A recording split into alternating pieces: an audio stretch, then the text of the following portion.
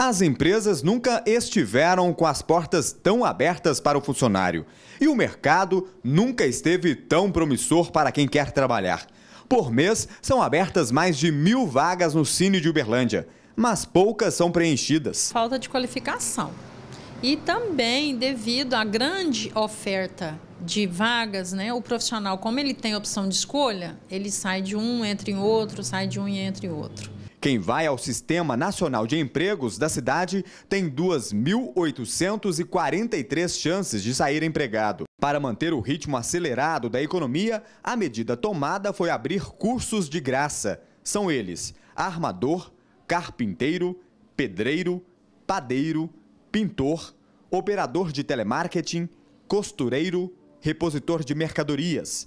Além desses citados, na próxima semana entra no sistema do Cine de Uberlândia, já para o período de inscrição, mais 2 cursos. Um para motorista carreteiro, que vem incluso o MOP, que dá o direito do motorista transportar produtos especiais, e o outro de lavador automotivo. O Cine oferece vários cursos, com vale transporte, vale alimentação, curso gratuito em várias áreas.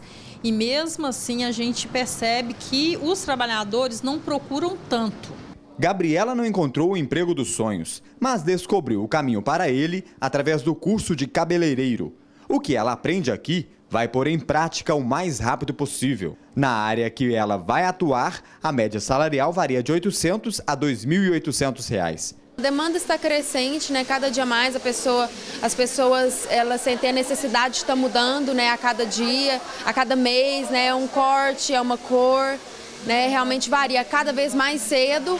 As meninas, né, as adolescentes estão procurando essa mudança para ter aceitação, para se achar mais bonita, para ter uma autoestima mais elevada. Quanto mais interessados em aprender, melhor. Hoje em dia mudou muito o mercado da beleza, não tem mais lugar para amador. Quem não se capacitar realmente está fora do mercado.